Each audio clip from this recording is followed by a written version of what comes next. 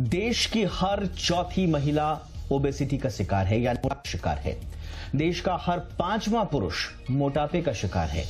बच्चों की ओबेसिटी भी लगातार चिंता का विषय बनती जा रही है। 2004-05 की तुलना में 2020-21 में अगर हम देखें तो 126% की बढ़ोतरी हुई है बच्चों की ओबेसिटी के मामले में। ये ओबेसिटी यानी कि मोटापा सिर्फ आपके और हमारे परिवारजनों, हमारे बच्चों के, हमारे बुजुर्गों के जीवन पर ही भारी नहीं पड़ रहा है, बल्कि देश के सर्वांगीण विकास पर भी भारी पड़ रहा है। अकेले मोटापे की वजह से 2019-20 में देश की जीडीपी के 1% का नुकसान हुआ। प्रोजेक्शंस ये हैं कि अगर अभी इंटरवेंशंस नहीं हुए तो आने वाले समय में ये जो नुकसान देश की अर्थव्यवस्था को होने वाला है, ये 1.5 से 2% जीडीपी के इतना नुकसान हो सकता है। यानी कि हमारे स्वास्थ्य की छोड़ दीजिए, देश के स्वास्थ्य पर भी मोटापा भारी पड़ रहा है। आज वर्ल्ड ओबेसिटी डे है। मेरा नाम है दीपक डोभाल, आप देख रहे हैं आपकी खबर आपका फायदा। आज इसी विषय पर चर्चा करेंगे। मोटापे को अक्सर हम लोग बड़ी सतही तौर पर नेग्लेक्ट कर देते हैं, जबकि गहराई में उतरे तो यह समस्या बहुत बड़ी है। पहले देखिए ये रिपोर्ट, मैं लौट रहा हूं खास मेहमानों के साथ।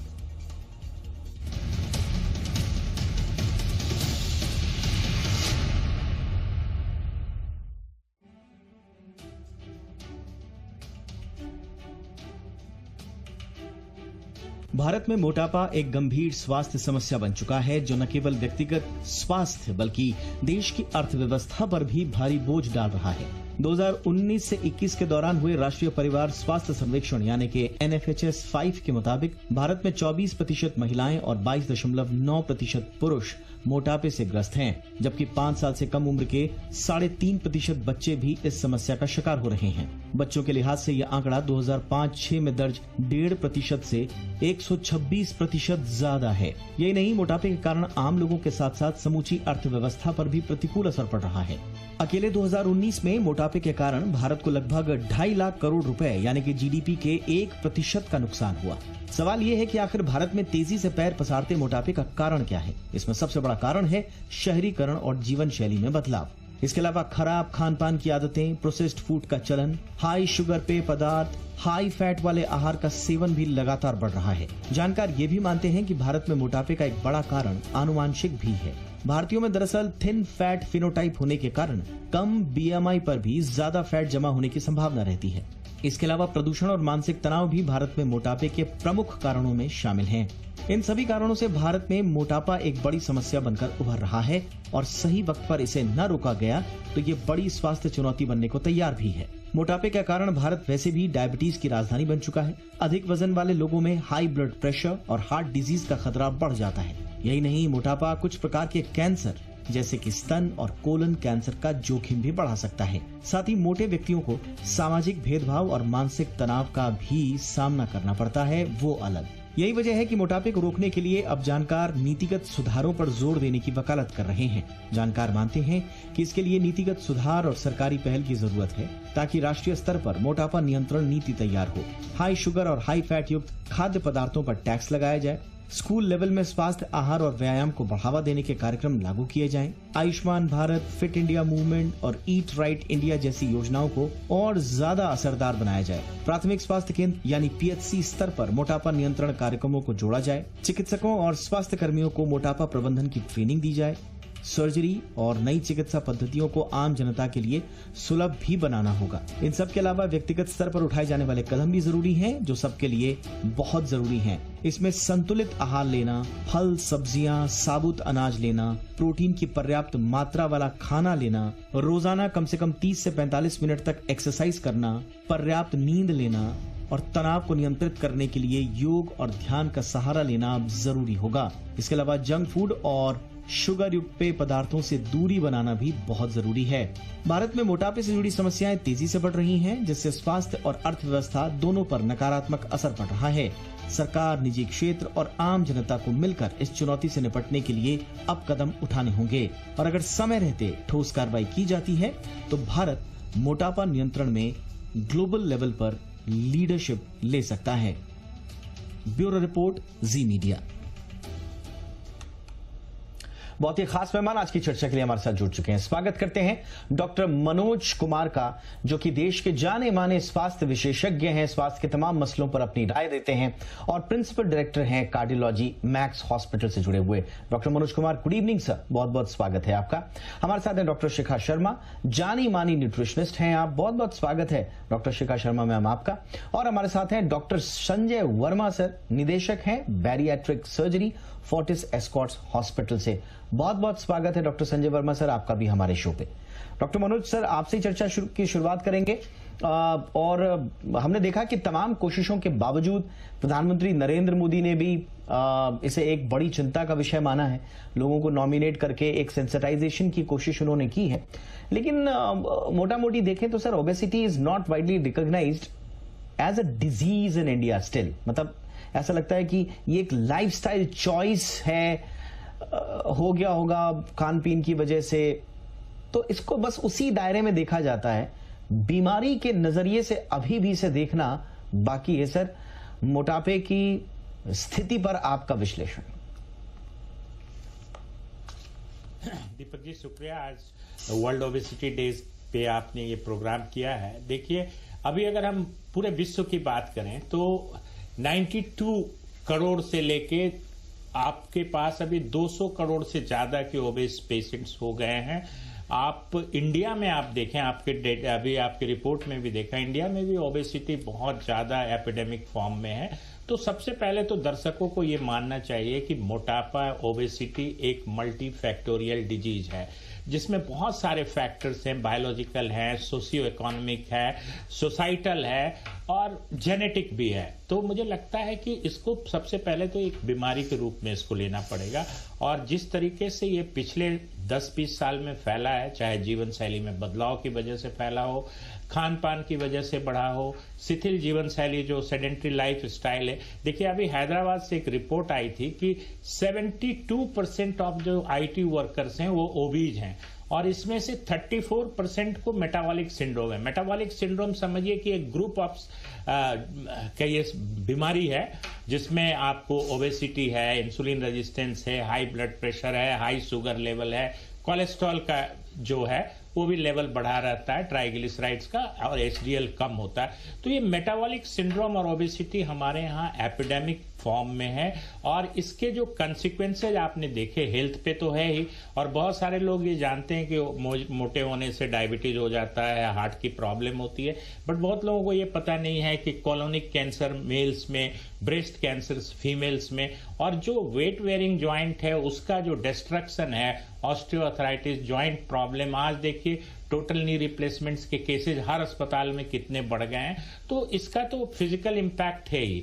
हमारे देश में एक ट्रेंड है ओबेसिटी की, हमारे यहाँ सेंट्रल ओबेसिटी या कहिए कि एब्डोमेन में जो ओबेसिटी होती है वो होती है। वो मुख्य वजह होती है इंसुलिन रेजिस्टेंस की, non alcoholic fatty liver disease की। आपने कभी शराब पिया नहीं, लेकिन सिर्फ मोटापे की वजह से आपका लीवर खराब हो जाता है, सिरोसिस हो जाता है। इसी तरह से हम लोग एक टर्म बोलते हैं भैट, visceral adipose tissue and ectopic fats. कई बार फैट्स जो होता है दिल के चारों तरफ भी जमा हो जाता है। ऐसे लोगों को दिल की धड़कन, एट्रियल फिब्रिलेशन बढ़ जाती है।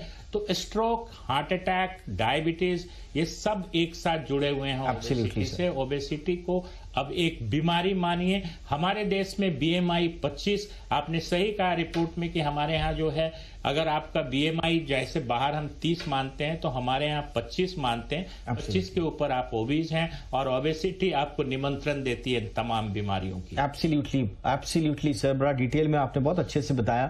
प्रॉब्लम यह है डॉक्टर शिखा शर्मा मैम कि एक तो हमारे यहाँ कोई stand alone public health programme नहीं है जो कि फोकस्ड हो सोनली ओबेसिटी इन इंडिया पर, बट उसके बावजूद हम देख रहे हैं कि हमने रिपोर्ट में भी बताया और ये अब एक एविडेंट फैक्ट है कि हमारी ओवरऑल जीडीपी को कितना नुकसान हो रहा है। अभी 2018-19 के हिसाब से हम देखें तो 8% जीडीपी का हुआ है, लेकिन प्रोजेक्टेड जो फ्यूचर कॉस्ट है वो $440 बिलियन हैं बाय 2060 अगर हमने इंटरवेंशंस नहीं किए।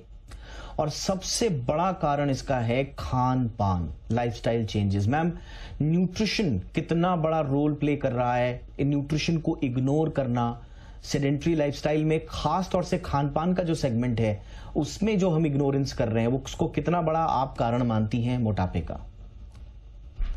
जी, आपने बिल्कुल सही कहा। And firstly I should congratulate कि ओबेसिटी पे अब धीरे धीरे फोकस आई थिंक मीडिया की मदद से ज्यादा आ रहा है। जब मैंने अपनी मेडिकल प्रैक्टिस शुरू करी थी तो ओबेसिटी एक प्रॉब्लम ही नहीं मानी जाती थी, यानी कि लगता था कि भाई ठीक है थोड़ा खा पी रहे हैं, एक्स्ट्रा है तो क्या हुआ, इट इज अ साइन कि भाई अच्छी फैमिली से हैं। वो क्लैरिटी भी नहीं थी कि obesity is a disease, obesity is not कि भाई थोड़ा सा एक्स्ट्रा खाना खा लिया। नाउ एड टू दैट कि जो अभी इन द लास्ट 15-20 इयर्स जो फूड रेवोल्यूशन हुआ है, फूड रेवोल्यूशन में 3 चीजें चेंज हुई हैं। एक तो the explosion of processed food with chemicals, यानी जो प्रोसेसिंग जो फूड की है और जो पैक्ड फूड जो आया है मार्केट में, इसमें artificial colours, artificial preservatives, artificial flavours जो यूज हो रहे हैं, वो बिल्कुल एक्सप्लोड हो चुका है। Number 1। Number 2, the explosion of video games and digital addiction, यानी कि जब से इफ यू सी 1994-95 में मोबाइल फोन्स बढ़ने शुरू हुए थे। मोबाइल फोन्स की अपनी एक पॉजिटिविटी रही, मतलब एक पॉजिटिव आउटकम रहा, बट उसके साथ क्या रहा, the consumption and sedentary lifestyle, यानी आप गेम भी खेल सकते हैं, आप मोबाइल फोन्स पे घंटों स्पेंड कर सकते हैं, आपको किसी से बात करने की जरूरत नहीं है, आपको एक्सरसाइज करने की जरूरत नहीं है। So if you see the graph, ये दोनों साथ साथ चले, यानी sedentary digital explosion, sedentary lifestyle, video games and junk food explosion. तो ये जब दोनों साथ साथ हुए तो आज एक हम इस स्थिति में बैठे हैं कि अब हमारी जीडीपी यानी पूरे देश की जो इकोनॉमिक व्यवस्था है वो हिल सकती है अगर ये सारे लोग बीमार पड़ना शुरू हो जाए। तो यानी कि we need a policy change. Policy change का मतलब है कि अब हम स्कूल्स में इसको नजरअंदाज नहीं कर सकते हैं कि बच्चा पूरे दिन पढ़ेगा और उसकी एक्टिविटी नहीं होगी, उसकी एक्सरसाइज नहीं होगी। इनफैक्ट आई वुड सजेस्ट कि स्कूल्स में nutrition as a curriculum and nutrition as an experiential training शुरू हो जानी चाहिए। यानी ये नहीं कि एप्पल में इतनी कैलोरी और इतना विटामिन, आप एप्पल उस पूरे हफ्ते क्या क्या हेल्थ फूड्स लोग खा रहे हैं, क्या शेयर कर रहे हैं, क्या एक्सपीरियंस कर रहे हैं, उस पे workshops and experiential learning. Course में न्यूट्रिशन होना एंड प्लस मार्क्स, ये बहुत जरूरी है, क्योंकि जब तक बच्चों को मार्क्स नहीं मिलेंगे हेल्दी रहने के लिए, तब तक बच्चे उस पर फोकस, माँ बाप भी नहीं फोकस करेंगे। एंड स्कूल्स की ग्रेडिंग भी होनी चाहिए डिपेंडिंग ऑन उनके कितने बच्चे, कितने स्टूडेंट्स हेल्दी हैं। ये आपने बहुत इंटरेस्टिंग पॉइंट बताया मैम कि अगर स्कूल में हम लोग बच्चों के करिकुलम में या उनके असेसमेंट में उनकी हेल्थ को भी जोड़ दें और खास तौर से उनके ओबेसिटी के पैरामीटर्स को और उसके हिसाब से उनकी मार्किंग हो, तो मुझे लगता है कि बचपन से ही एक बहुत हेल्प करेगा उनको सेंसिटाइज करने में अपनी हेल्थ के प्रति और खास तौर से ओबेसिटी के प्रति। अब आते हैं डॉक्टर संजय वर्मा सर के पास। डॉक्टर संजय वर्मा, मैं थोड़ा सा आपसे इस वक्त जो सर्जिकल इंटरवेंशन हो रहे हैं, हमने देखा है सर कि बैरिएट्रिक सर्जरी का चलन तो बढ़ा है बट वो बड़ा लिमिटेड सा है अभी, खास तौर से अभी बहुत हाई कॉस्ट है एक तो सर्जिकल इंटरवेंशंस, और दूसरा हमने देखा है कि इंश्योरेंस कवरेज भी नहीं मिलता है। कितना जरूरी होगा सर इस पे काम करना और इस दिशा में पॉलिसी लेवल पर किस तरह के इंटरवेंशन होने चाहिए सर?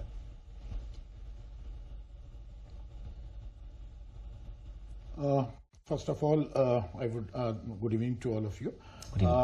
जैसे कि हम बताते हैं कि ओबेसिटी आज की तारीख में obesity is not simply a मोटापा, it's a basically sort of a disease, और इस डिसीज को हम एक लेवल तक कंट्रोल कर सकते हैं। उसको कंट्रोल करने के लिए बहुत से मेजर्स हैं।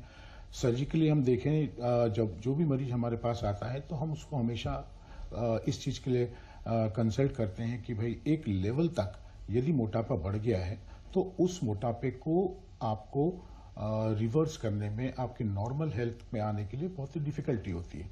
जैसे कि हम सब जानते हैं कि ओबेसिटी जो होती है वो बीएमआई के में मेजर की जाती है।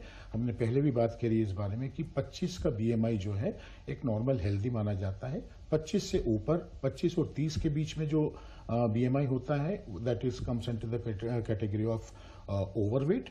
30 से 35 it comes into the category of obesity, and above 35 and 40 it comes into the category of super obese. सो हमको हमारी लाइफ स्टाइल को इस टाइप में मेजर करके रखना चाहिए, इस टाइप में मेंटेन करके रखना चाहिए कि हम हमारे नॉर्मल बीएमआई को कंट्रोल कर सकें। समहाउ यदि ऐसा नहीं हो पाता है, या हमारे पास जितने मरीज आते हैं, जितने भी ओबीस पेशेंट होते हैं, उनको हम सबसे पहले एक ही चीज की सलाह देते हैं कि you should be first of all determined that कि हमको हमारे नॉर्मल वेट पे वापस आना है। हमारे नॉर्मल वेट पे वापस आने के लिए आप जितनी भी कोशिश कर सकते हैं, आपने डाइट कंट्रोल कर लिया, आपने अपनी एक्सरसाइजेस पे किया, आपने रेगुलर अपने रूटीन कुछ ऐसा प्लान किया जिससे आप अपना वजन कम कर रहे हैं, परंतु होता ऐसा है कि यदि बीएमआई 35 का है या 35 का बीएमआई के बाद में आपको नॉर्मल कंडीशन में आने में, हमारा मोटापे को रिवर्स करने में बहुत ही डिफिकल्टी होती है।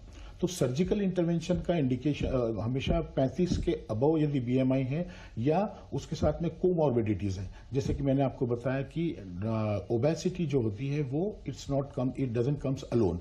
हमेशा ओबेसिटी अपने साथ में बंच ऑफ डिसीजेस को लेके आती है, लाइक हाइपरटेंशन, डायबिटीज, आपका स्लीप एपनियाज, नी की प्रॉब्लम्स हो गई, जैसे डॉक्टर साहब ने बताया था कि कैंसर में फीमेल में ब्रेस्ट कैंसर बड़ा कॉमन होता है, कोलोन कैंसर्स हो गया, आपके ओवेरियन कैंसर्स हो गए। तो एक कैंसर नहीं है, अलग टाइप के जितने भी कैंसर्स होते हैं, that all basically directly indirectly related to obesity.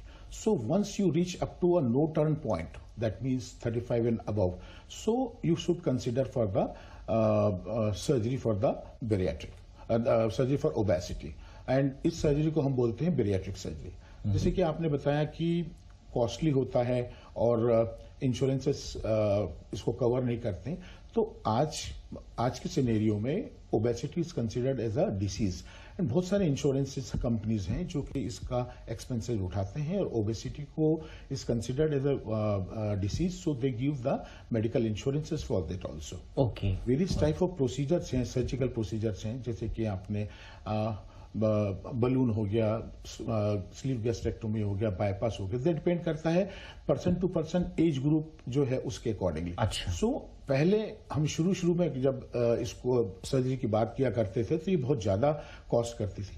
Now if you consider it now, तो आजकल अफोर्डेबिलिटी भी है लोगों की, और इंश्योरेंस कंपनी भी इसको कवर करती है। ये आपने दो चीजें बहुत अच्छी बताई सर। मुझे लगता है कि ये दो चीजें बड़ी आश्वस्त करती हैं हमें। पहला आपने बोला कि अब अफोर्डेबल रेंजेस में आ रही हैं बेरियाट्रिक सर्जरीज, और दूसरा कुछ कंपनीज इसको इंश्योरेंस के दायरे में भी कवरेज दे रही हैं। तो ये दो बड़ी सुखद चीजें हैं। थोड़ा सा और new and emerging medical therapies पे हम लोग बात करेंगे। छोटे से ब्रेक के लिए मैं रुक रहा हूं। मोटापे पर इन जनरल जो हमारे परसेप्शंस हैं, उससे इतर हमें क्या अप्रोच अपनानी होगी, इस पर बात, न्यूट्रिशन से रिलेटेड बात, और जैसा मैंने कहा कि जो new and emerging medical therapies हैं आज की डेट में, तो बहुत सारी दवाइयों के नाम चल रहे हैं। उनमें से कुछ को मार्केट ऑथराइजेशन के लिए तो एक्सेप्ट किया गया है as an anti obesity drug, but कुछ को ओबेसिटी इन इंडिया अप्रूवल नहीं मिले हैं। GLP-1 रिसेप्टर एगोनिस्ट इसमें एक है। तो मैं थोड़ा सा आऊंगा और उस पर बातचीत करेंगे एक छोटे से ब्रेक के बाद, ताकि हमें एक बेहतर पिक्चर नजर आए।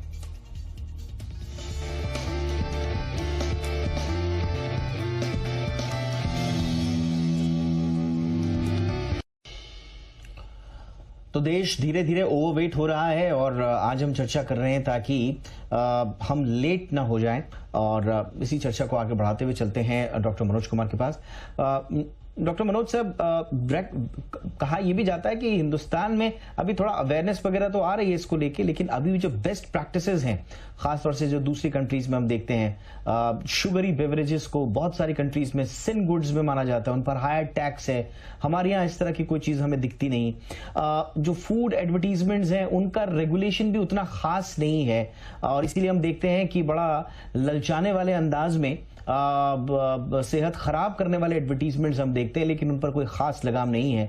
इसी तरह से कोई इंटीग्रेटेड ओबेसिटी केयर हो प्राइमरी हेल्थ केयर सिस्टम में, मतलब बहुत सारी चीजें हैं जो इंटरनेशनल स्टैंडर्ड्स हैं, सीख सकते हैं, लेकिन है नहीं। तो सर, पॉलिसी लेवल पर क्या होना चाहिए, कैसी सोच हो और किस तरह के रेगुलेशंस हो? दीपक जी, मैं बिल्कुल आपसे सहमत हूं कि ओबेसिटी या मोटापा कोई इंडिविजुअल रेस्पॉन्सिबिलिटी नहीं है। ये गवर्नमेंट की रेस्पॉन्सिबिलिटी है, प्रधानमंत्री ने जिस तरीके से अपने मन की बात में बात कही, उन्होंने हमें चेताया है और उन्होंने खुद संज्ञान लिया है। उसी तरीके से सोसाइटल रिस्पॉन्सिबिलिटी है। देखिए, obesity kills more than smoking. आपको मैं बताऊं कि मोटापा इवन स्मोकिंग से खतरनाक रिस्क फैक्टर है। बट आप देखिएगा, सिगरेट के डब्बों पे तो वैधानिक चेतावनी लगी रहती है, बट चिप्स के पैकेट पे तो नहीं लगी रहती है। इसी तरह से सैचुरेटेड फैट प्रोसेस्ड फूड के जो पैकेट्स हैं उस पे नहीं लगी रहती है। तो मुझे लगता है कि अब ये समय आ गया है कि यहाँ भी ये स्टैट्यूटरी वार्निंग जो है वो लगी होनी चाहिए कि ये आपके लिए, स्वास्थ्य के लिए खराब है, इसमें ट्रांस फैट्स है, ये आपको हृदय रोग का शिकार बना सकता है। तो मुझे लगता है यहाँ पे बहुत काम करने की जरूरत है। अभी जैसे डॉक्टर शिखा शर्मा बता रही थी कि देखिए, खान पान का जो न्यूट्रिशन घर से स्टार्ट होता है, स्कूल से स्टार्ट होता है। आपके जो पीयर्स होते हैं वो क्या खाते हैं, वही चीज आप खाना शुरू कर देते हैं। आज आप देखिए, जितने भी जनरल स्टोर्स में जाइए, आपको सारे प्रोसेस्ड फूड के पैकेट मिलेंगे और वही आदमी का स्नैक्स बन जाता है। तो मुझे ऐसा लगता है कि एक सोसाइटल लेवल पे एक बहुत इंपॉर्टेंट स्टेप लेना होगा। और मैं बार बार दोहराऊंगा, दर्शकों को ये बताऊंगा कि obesity kills more than smoking. जितना आप सिगरेट के डब्बों पे विभत्स पिक्चर देखते हैं, वैसे ही पिक्चर मुझे लगता है इस तरह के खाने के चीज जहां बहुत ज्यादा शुगर है। देखिए, एक जो आपका कैफिनेटेड ये जो बिवरेजेज होते हैं, कार्बोनेटेड ड्रिंक्स होते हैं, उसमें आधा बोतल समझिए चीनी होता है। तो ये चीजें सामने लानी पड़ेगी और इसको बिल्कुल स्पष्ट करना होगा जो कंज्यूमर्स हैं। ताकि मैं रिपीट करूंगा, आपने जो शुरुआत में कहा कि ये सिर्फ अकेले मोटापे की जो समस्या है वो इंडिविजुअल नहीं है, बल्कि ये कलेक्टिव रिस्पॉन्सिबिलिटी है। ये सारे हेल्थ केयर सिस्टम से लेकर, पॉलिसी से लेकर, इंडिविजुअल्स तक, सोसाइटी से लेकर, everyone is involve, everyone is stakeholder. तो इसलिए इस पर उसी रूप में काम करना होगा। डॉक्टर शिखा मैम, ये जो आप जो जिसका सर ने बहुत अच्छे से जिक्र किया अभी, और आजकल हम देख रहे हैं कि ऑनलाइन फूड डिलीवरी इंपैक्ट आ गया है, तुरंत खाना मिल रहा है, अनहेल्दी फूड का जो राइजिंग कंजम्पशन है because of these digital platforms, ये कितना इंपॉर्टेंट है और इस पर भी क्या कुछ होना चाहिए? जी, आपने बिल्कुल सही कहा एंड डॉक्टर साहब ने बिल्कुल सही कहा। This is actually called an obesogenic environment, यानी हमारी पूरी एनवायरनमेंट ओबेसोजेनिक हो गई है, ओबेसिटी को वो जन्म दे रही है। और ओबेसिटी में जो 3-4 चीजें हैं, फर्स्टली कि मतलब आपको स्पॉन्टेनियसली आपका मन किया और आपने ऐप पे ऑर्डर किया, 10 मिनट में आपके पास जो भी वो जो आपकी डिलीशियस थी या जो भी आपको लजीज जो आपको खाना चाहिए था वो आपको मिल गया, जिसमें कि न्यूट्रिशन तो नहीं होता, सिर्फ टेस्ट और फ्लेवर ही होता है। तो एक तो वो प्रॉब्लम है कि उसको आपको बहुत जल्दी मिल जाता है, before you even have to do a second thought आपके पास वो पहुंच गया। सेकंड थिंग जैसे कि है कि लोग अब क्योंकि बहुत ज्यादा माइग्रेंट हो रहे हैं, बहुत बड़े शहरों में जा रहे हैं, तो वो प्रेफर करते हैं कि हम पैक्ड फूड ही खा लें। मतलब घर में पैक्ड फूड की बहुत से पड़े रहते हैं, चाहे वो नूडल्स हैं, चाहे बिस्किट हैं, चाहे कुछ भी हो, तो वो शाम को सिर्फ इसी तरह का खाना खा रहे हैं। तीसरी चीज जो बहुत इंपॉर्टेंट है कि हमारी जो पूरी फूड प्रोसेसिंग इंडस्ट्री है, I think this is the time कि उनको स्टेप अप करना पड़ेगा, क्योंकि फूड प्रोसेसिंग इंडस्ट्री बहुत केमिकल्स यूज कर रही है, बहुत आर्टिफिशियल चीजें यूज कर रही है, जो हमारे नागरिकों को, हमारे सिटीजन्स के लिए हानिकारक है। तो अगर फूड प्रोसेसिंग इंडस्ट्री अपने को सेल्फ रेगुलेट करके उसके हेल्दियर वर्जन्स बनाए, फॉर एग्जाम्पल आप प्रोसेसिंग में एक हेल्दियर ऑप्शन भी ले सकते हैं, जरूरी नहीं है कि आपको वो आर्टिफिशियल केमिकल और कलर ही यूज करना है, क्योंकि बहुत सी कंट्रीज हेल्दियर ऑप्शंस पे जा रही है, उसी तरफ जा रही है। तो नंबर 1 आई वुड से कि food processing industries have to start looking at कि भी क्या वो दे सकती है। Yes ma'am. Second I would say कि India is a entrepreneurial nation, यानी इनको पूरे विश्व का सबसे ज्यादा स्टार्टअप एरिया है। तो यहाँ पे अगर स्टार्टअप्स को इनकरेज किया जाए कि वो न्यूट्रिशियस फूड ग्राहक तक कैसे लाएं, यानी कि आप कह रहे हैं कि एक तरफ हम जहां फूड रिवोल्यूशन देख रहे हैं, चाहे वो न्यूट्रिशन पॉइंट ऑफ व्यू से या बिजनेस पॉइंट ऑफ व्यू से, लेकिन एक रिस्पॉन्सिबल फूड रेवोल्यूशन आना बहुत जरूरी है। इस पर दिशा में काम होना चाहिए। मेरे पास वक्त की कमी है। डॉक्टर संजय वर्मा सर, आपके पास में आते हुए संक्षेप में समझना चाहूंगा, जो new and emerging medical therapies की हम लोग बात कर रहे थे, सेमाग्लूटाइड के बारे में बहुत सारी बातें हो रही हैं, टायजिपेटाइड के बारे में बहुत सारी बातें हो रही हैं, दवाएं जो हैं आजकल बहुत सारी आ गई हैं, लोग अपनाना चाहते हैं इनको, लेकिन कंफ्यूज है कैसे करें। तो सर, ये जो मॉडर्न जो इंटरवेंशंस हो रहे हैं सर, ये क्या सेफ हैं ओबेसिटी से लड़ने में, या थोड़ा हमें सोच समझ के इस्तेमाल करना होगा? दीपक जी, मार्केट में आजकल बहुत सारी मेडिसिन सर, यूएसएफडी में काफी मेडिसिन अप्रूव भी हो गई हैं। सो लोग बाग इसके लिए भी ट्राई करते हैं कि मेडिसिन लेके अपना वेट कम किया जा सके, और ये बट ये लॉन्ग टर्म के लिए नहीं है। दूसरी चीज, जो मेडिसिन आप वेट लॉस के लिए लेते हैं उसके अपने साइड इफेक्ट्स भी होते हैं। इसके अलावा जो वेट लॉस आप करना चाहते हैं वो उस लेवल का वेट लॉस नहीं हो सकता है जिन मेडिसिन को आप अभी ले रहे हैं। For you can say you can not continue the medicine for a longer period of a time. इसके अलावा जो मेडिसिन का कॉस्ट होता है, इस थेरेपी जो होता है ये भी बहुत कॉस्टली पड़ती है। सो हम इन सब चीजों के बजाय यदि हम अपने आप को ही थोड़ा बहुत ही ज्यादा डिटरमाइन करें, हम हमारी लाइफस्टाइल को, हमारी हैबिट्स को, हमारे रूटीन को हम थोड़ा सा इम्प्रूव करें, और यदि मान लीजिए एक लेवल तक ओबेसिटी आ गई है तो उस ओबेसिटी के लिए जो प्रॉपर मैकेनिज्म्स होते हैं, जो प्रॉपर मेजर्स होते हैं, यदि हम उसको फॉलो करें तो हम, मुझे लगता है कि हम ओबेसिटी को कंट्रोल कर सकते हैं। जहां तक मेडिसिन का बात है, मेडिसिन जो अभी आई हुई है मार्केट में, इन मेडिसिन का यू कैन से बहुत सारे ट्रायल्स हो रखे हैं, बट वेट लॉस में जितना इम्प्रूवमेंट या जितना प्रॉमिसिंग उनको होना चाहिए वो हो सकता है कि इस समय ना हो। और दूसरी चीज मैंने आपको पहले भी बताया कि ये बहुत ही लॉन्ग टर्म की होती है, और वेट लॉस जो होता है इसमें बहुत ज्यादा सिग्निफिकेंट नहीं होता है। साइड इफेक्ट भी इस मेडिसिन के होते हैं।